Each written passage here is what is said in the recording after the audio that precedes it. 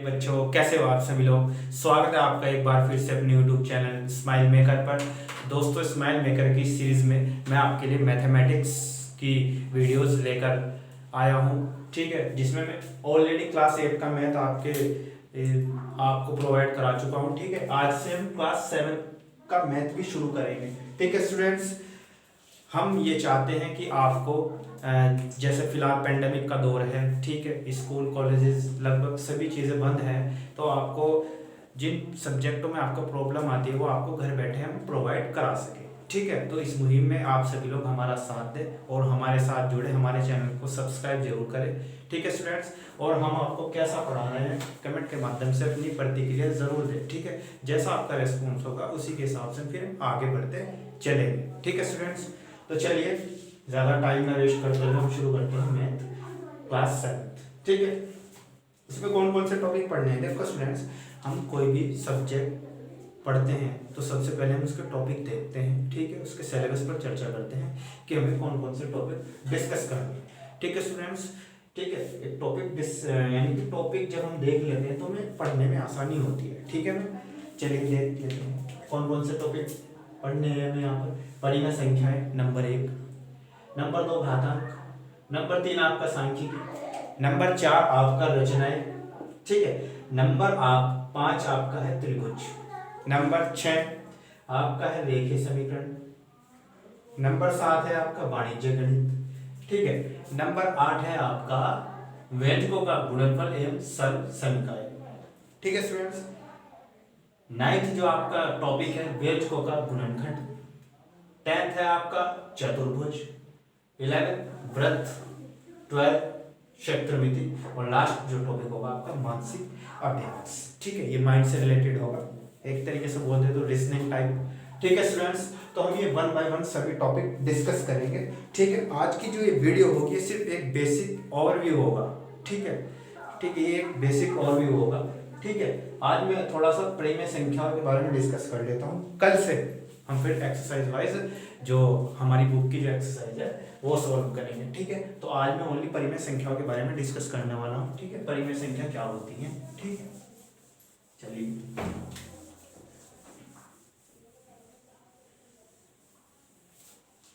तो चलिए स्टूडेंट, पहला टॉपिक है हमारा परिमेय संख्या, ठीक है।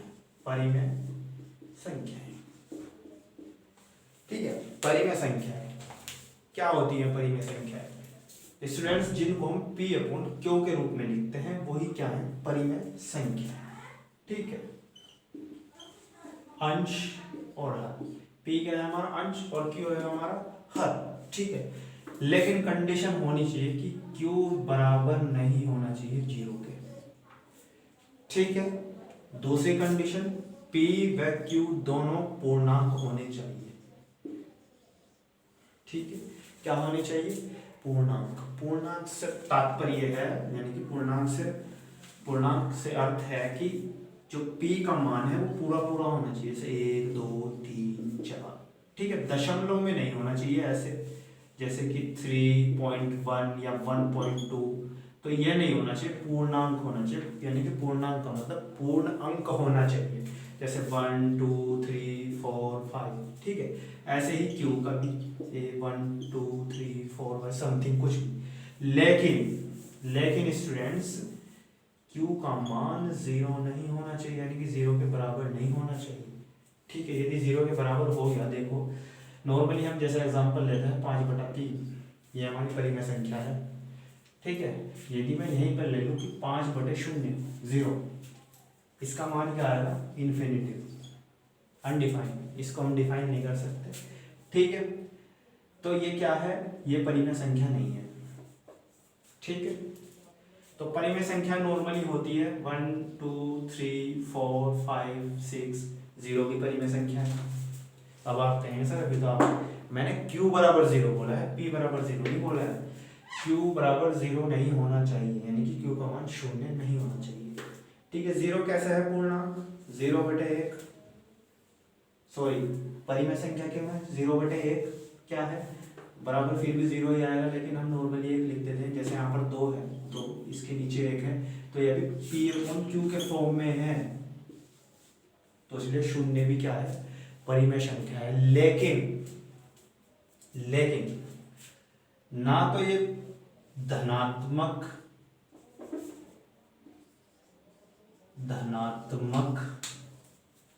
परिमेय संख्या है, धनात्मक परिमेय संख्या है, कौन सी, शून्य, 0, और ना ही ऋणात्मक परिमेय संख्या है, ना ही धनात्मक ना ही ऋणात्मक परिमेय संख्या है। ठीक है, तो 0 भी क्या है, एक परिमेय संख्या है। ठीक है, पूर्णांक मैंने आपको बता दिया, पूर्णांक क्या होता है, जो दशमलव में ना हो, यानी कि देखो जिनको हम P/Q के रूप में पाते हैं वही कौन सी संख्या है, परिमेय संख्या है। ठीक है, देखो परिमेय संख्याओं को इंग्लिश में हम बोलते हैं रेशनल नंबर। ठीक है, थोड़ा अगर इसकी हिस्ट्री की बात करें, ठीक है स्टूडेंट्स, रेशनल नंबर जो इसकी उत्पत्ति हुई है वो रेशो से हुई है, यानी कि अनुपात से हुई है, रेशो यानी कि अनुपात। ठीक है, कैसे हुई है, अब देखो मैंने नॉर्मली कोई संख्या लिखी 3:5, 3:5, इसका मतलब ये भी है कि 3/5, तो P/Q के रूप में आ गई ये संख्या, तो ये कौन सी है, परिमेय संख्या है। ठीक है, और रेशनल, यहीं से आप पता कर सकते हैं, यानी कि आप देख सकते हैं कि रेशो और रेशनल नंबर, यानी कि रेशो से ही रेशनल नंबर की उत्पत्ति हुई है, यानी कि परिमेय संख्या की उत्पत्ति हुई है। कैसे, अभी मैंने आपको बता दिया है, 3/5, यानी कि 3:5 लिखते हैं ना। ठीक है, तो क्या हुआ, यानी कि इसका मतलब है कि 3/5। ठीक है, तो ये कौन सी संख्या, परिमेय संख्या। और परिमेय संख्या की एक कंडीशन होती है, मैं पहले बता चुका हूँ आपकी, कि पूर्णांक होने चाहिए, P और Q दोनों, P व Q दोनों क्या होने चाहिए, पूर्णांक का मतलब पूर्णांक होने चाहिए, 1 2 3 4 ऐसे। ठीक है स्टूडेंट्स, कोई भी संख्या ले लो, जैसे 5 हो गया, 5/4, 3/4, 6/7, 8/9, 10/11, समथिंग ऐसे कहीं तक भी लिख सकते हैं आप। ठीक है, तो ये क्या है, ये परिमेय संख्याएं हैं।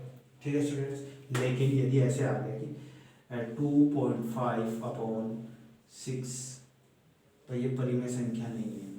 क्यों, क्योंकि ये पूर्णांक नहीं है, ये दशमलव में आ गया, तो ये परिमेय संख्या नहीं है।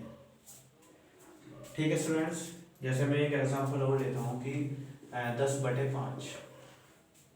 ठीक है, इसको मैं काट देता हूँ, 5 दूनी 10, 2 आ गया, यहाँ पर 2 बार कटा है, इस 5 की गुना 2 में करके दोबारा 10 आ गया। ठीक है, तो 10, चलो ये तो भिन्न है, ये तो मैं आपको बाद में बताऊंगा। ठीक है स्टूडेंट, तो समझ गए आप, 1 2 और अभी आगे और बता देता हूँ। ठीक है स्टूडेंट्स, देखो ये मैंने आपको बता दिया कि परिमेय संख्याओं की उत्पत्ति किससे हुई है, अनुपात से। ठीक है, रेशनल नंबर्स की उत्पत्ति किससे हुई है, रेशियो से।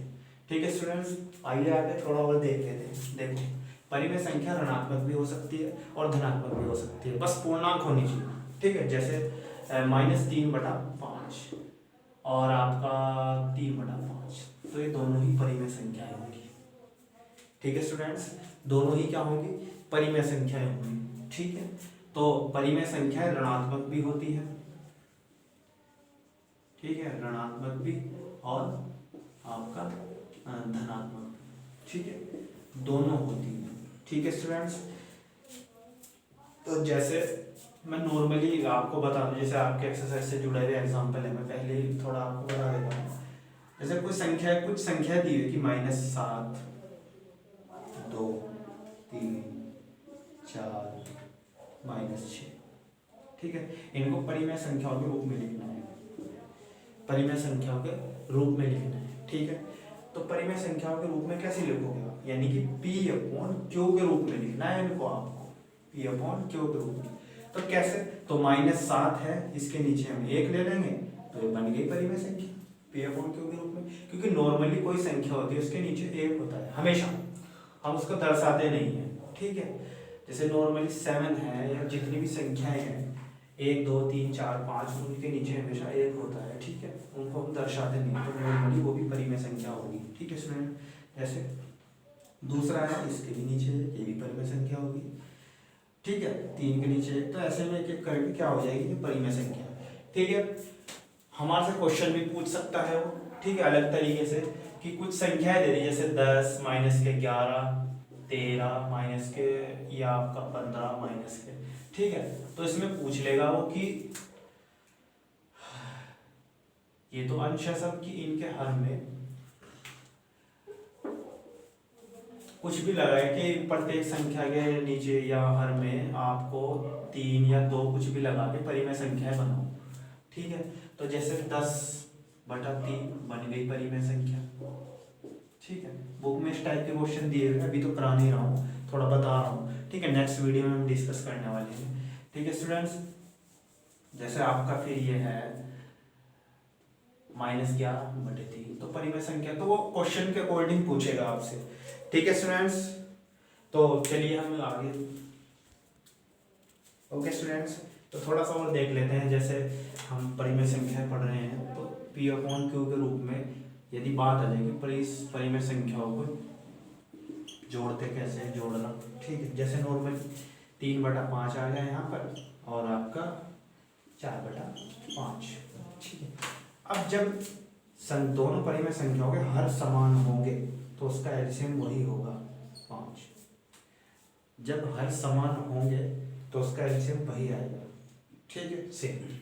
अब 5 से 5 विभाजित हो जाएगा, तो 5 से 5 विभाजित होगा, 5 एकम 5, एक बार गया है तो 1 की 3 में गुना करूँगा, 1 तिया 3, प्लस 5 को 5 से विभाजित कर दूँगा, फिर एक बार जाएगा तो 1 की 4 में करूँगा, 1 चौके 4, 4 3 7/5।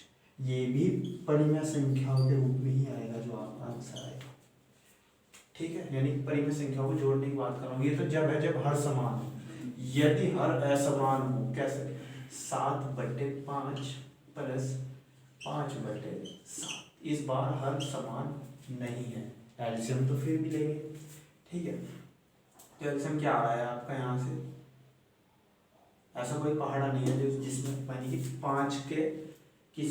यानी कि 5 के पहाड़े में 7 कहीं नहीं आता है, तो हम इन दोनों की क्या कर देंगे, यानी कि 7 पंजे 35, तो 35 हमारा क्या है, एलसीएम, ठीक है। 5 35 में कितनी बार जाएगा, 5 7 35, 7 बार, ठीक है। तो 7 बार जाएगा, 7 की 7 में गुना करेंगे, 7 7 49, बीच में प्लस है। 7 35 में कितनी बार जाएगा, 5 बार, 7 पंजे 35, ठीक है। उस 5 के इस 5 में गुना करेंगे, पंजे पंजे 25, तो बराबर जोड़ देंगे तो ये आ जाएगा 74/35, ये इसका आंसर हो जाएगा, ठीक है। ये परिमेय संख्याओं को जोड़ने की बात, ठीक है। यदि हम यहीं पर परिमेय संख्याओं को घटाने की बात करें, जैसे 4/5 माइनस 3/5, यहाँ पर हर समान है तो एलसीएम सेम आएगा, जो नीचे दिया हुआ है यदि हर समान हो तो वही आएगा एलसीएम, ठीक है। 5 से 5 विभाजित हो जाएगा एक बार, यानी कि 1 चौक 4 माइनस 1 तिया 3, यहाँ भी एक बार जाएगा ना स्टूडेंट्स, देखो 5 में एक बार जाएगा, 5 एकम 5, यहाँ पर भी 5 एकम 5, 5 एकम 5, तो 1 की गुणा 4 में हो जाएगी, 1 चौके 4, फिर 5 एक बार जाएगा, तो 5 एकम 5 और 1 तिया 3 आ गई, ठीक है। अब आंसर क्या है इसका, 4 में 3 का है 1/5, ये आंसर ये भी, ठीक है। एक एग्जांपल और ले लेते हैं, जैसे मैंने आपको बताया कि यहाँ पे तो हर समान थे, अब हर थोड़ा डिफरेंट ले लेते हैं, 5/4 प्लस आपका 3/6, ये 3/6, 3/6, ठीक है स्टूडेंट्स। आइए चलिए, तो अब यहाँ दोनों का एलसीएम लेना पड़ेगा। जब हम परिमेय संख्याओं को जोड़ते हैं, इस तरीके की संख्याएं आती हैं, तो उनको हमें जोड़ने के लिए एलसीएम की आवश्यकता पड़ती है, ये एलसीएम के बिना नहीं जुड़ेगा। तो अब देखो 4 का ऐसा पहाड़ा पढ़ोगे आप जिससे 6 भी विभाजित हो जाएगा, 4 दूनी 4 एकम 4, फिर 4 दूनी 8, 4 तिया 12। अब 12 4 से भी विभाजित है और 12 6 से भी विभाजित है, तो हमें एलसीएम हमारा क्या है 12, ठीक है। जब एलसीएम लेते हैं ना, तो जो उनसी छोटी संख्या होती है ना, उसका हम ऐसा पहाड़ा पढ़ते हैं, ऐसी संख्या देखते हैं जिससे दोनों संख्या विभाजित होती हो पूरी। जैसे 4 तिया 12 लिया मैंने, वो 6 से भी विभाजित है, 4 से भी विभाजित है। 4 दूनी 8 लूंगा, वो 4 से भी विभाजित है लेकिन 6 से नहीं है, ठीक है। वो तो मैं थोड़ा आपको डायरेक्ट मेथड बता रहा हूँ। यदि नॉर्मली आपको पढ़ना है, ठीक है बच्चों, आपको तो नॉर्मली यही करना पड़ेगा, ठीक है। या आपने अपनी पूर्व की कक्षा में भी पढ़ा होगा, 2 से करेंगे, 2 दूनी 4, 2 तिया 6, 2 2 एकम 2, 3 3 1 1, ठीक है। ये नॉर्मली एलसीएम लेने का मेथड होता है, ठीक है। सबसे छोटी संख्या से शुरू करते हैं, 2 से। 2 बार जाएगा, 2 दूनी 4, 2 तिया 6, फिर 2 से करेंगे, 1 बार जाएगा, 2 एकम 2, 3 से। अगर 2 से वो नहीं विभाजित होता है तो उसको सेम लिख देते हैं। फिर ये आगे 3 से होगा, 1 1, तो 2 दूनी 4, 4 तिया 12, और वही मैंने आपको बताया था डायरेक्ट 12, ठीक है विद्यार्थियों। अब 4 से 12 कितनी बार विभाजित होगा? 3 बार, 4 तिया 12, उस 3 की गुणा 5 में करेंगे, 3 पंजे 15 प्लस। अब 6 12 में कितनी बार जाएगा? 6 दूनी 12, 6 दूनी 12, 2 बार, उस 2 की गुणा इसमें करेंगे, तो 2 तिया 6 बराबर क्या आ गया? 21/12, दैट इज आंसर, ठीक है। तो स्टूडेंट्स आप समझ गए होंगे, ठीक है। एलसीएम लेना मैंने आपको बता दिया है, तो नॉर्मली अगर आपको डायरेक्ट बताऊँ मैं एलसीएम लेना, ठीक है स्टूडेंट, वैसे तो आपको नॉर्मल ये मेथड अपनाना है, ठीक है। जैसे मैंने बोल दिया 12 और 18 का एलसीएम बताओ, तो आप जब 12 और 18 का एलसीएम निकालते हो, मेथड ये होता है, और सबसे छोटी संख्या 2 से विभाजित करना हम शुरू करते हैं, ठीक है। जैसे 2 पहाड़ पढ़ेंगे, 2 6 12, 2 निम 18, फिर 2 से चलेंगे, जब तक 2 से विभाजित हो रहा है 2 से नहीं विभाजित हो रहा है 3 से देखते हैं, 3 से नहीं होता है 4 से देखते हैं, 4 से नहीं होता है फिर 5 से देखते हैं, ठीक है। वो संख्या के अकॉर्डिंग देखते हैं स्टूडेंट्स, ठीक है। 2 से फिर कट जाएगा, 2 तिया 6, 9 नहीं कटेगा, इसको सेम लिख दो। अब 2 से ना तो 3 जाएगा ना ही 9 जाएगा, तो अब हम 3 से करेंगे, 3 एकम 3, 3 तिया 9, फिर 3 से करेंगे, 3 एकम 3, 3 एकम 3, तो एलसीएम कितना है? 2 दूनी 4, 4 तिया 12, 12 तिया 36, ये इसका एलसीएम आएगा, ठीक है स्टूडेंट्स। थोड़ा बेसिक बता दूं, परिमेय संख्याएं हैं, लेकिन कहीं ना कहीं इनकी जरूरत पड़ेगी आपको एलसीएम की, ठीक है। एक लास्ट क्वेश्चन और देख लेते हैं हम, थोड़ा बेसिक, ठीक है। जैसे आपका आया कि 20 और 30 का एलसीएम बताओ कितना है, ठीक है। नॉर्मली अगर आपको डायरेक्ट बता दूं कि इसका एलसीएम कितना है, ठीक है, 20 का बहाना पढ़ो जिससे 30 विभाजित हो जाए, ऐसी संख्या 20 दूनी 40 और 20 तिया 60, यही 60 पे आकर रुक जाओ। देखो 20 एकम 20, 20 दूनी 40, 20 तिया 60, अब 60 पे आगे रुक जाओ, 30 से कितनी बार विभाजित होगा? 60, 3 दूनी 6, यानी कि 30 दूनी 60, 2 बार, तो यानी कि एलसीएम क्या है? 60। ये तो डायरेक्ट मेथड है, ठीक है, लेकिन हम अपने मेथड से चलेंगे, ठीक है। अभी आप बड़ी कक्षा में नहीं आए हो, ठीक है, अभी छोटी कक्षा में, तो देखो बेसिक क्लियर होगा तो वो अपने आप समझ में आ जाएगा आपके, ठीक है। चलिए 2 से विभाजित करते हैं, क्योंकि 2 से जाएगा, 2 एकम 2 या 2 धाम 20, पहाड़ा पड़ेगा, 2 का पहाड़ा पढ़ते हो, 2 धाम 20, ठीक है। ये कितनी बार जाएगा? 15 बार, 15 दूनी 30, ठीक है। फिर 2 से चलेंगे, 2 पंजे 10, 15 नहीं जाएगा, छोड़ दो। अब 2 से बड़ी संख्या लेते हैं, 3, 15 जाएगा, 5 नहीं जाएगा, 3 तो फिर भी लेंगे, 3 5, जो नहीं कटता हो उसको सेम लिख देते हैं, 3 से 15 5 बार, अब 5 5 है तो 5 से ही जाएगा, 5 एकम 5, 5 एकम 5, तो एलसीएम क्या है? 2 दूनी 4, 4 तिया 12 और 12 पंजे 60। मैं आपको पहले ही बता चुका हूँ डायरेक्ट मेथड में कैसे होता है, जो साथ में छोटी संख्या दी होती है उसका पहाड़ा पढ़ते हैं, जो ये जब तक पढ़ते हैं जब तक ये संख्या ना दोनों विभाजित ना हो। जैसे 20 एकम 20, 20 दूनी 40, 20 तिया 60, 60, ये 30 से भी विभाजित है, ये 20 से भी विभाजित है, और वैसे निकाले वैसे भी 60 है, ठीक है स्टूडेंट्स। तो मैं आशा करता हूँ आपको ये जो बेसिक ओवरव्यू दिया है ये आपको समझ में आया होगा, ठीक है। हमारा मेन टॉपिक क्या था? परिमेय संख्या है, वो आपको परिमेय संख्या में बता चुका हूँ, P/Q के रूप में होती है, ठीक है स्टूडेंट्स। लेकिन Q का मान 0 के बराबर नहीं होना चाहिए, ठीक है, और P और Q दोनों पूर्णांक होने चाहिए, पूर्णांक अर्थात दशमलव में नहीं होनी चाहिए, संख्या पूरी पूरी होनी चाहिए, जैसे ये है 20 30 10 15 5 15 5 ऐसे, ठीक है स्टूडेंट्स। तो मिलते हैं नेक्स्ट वीडियो में अपने पहले टॉपिक के साथ, परिमेय संख्याएं, हम उसमें एक्सरसाइज डिस्कस करने वाले हैं, ठीक है, 1A, ठीक है स्टूडेंट्स। तो जितना मैंने आपको बताया परिमेय संख्याओं के बारे में और ये एलसीएम वगैरह, इनको आप घर पर प्रैक्टिस कर लें, क्योंकि मैथमेटिक्स क्या मांगता है? प्रैक्टिस। प्रैक्टिस करोगे तो परफेक्ट बनोगे, ठीक है स्टूडेंट्स। तो चलिए मिलते हैं नेक्स्ट वीडियो में, तब तक के लिए धन्यवाद।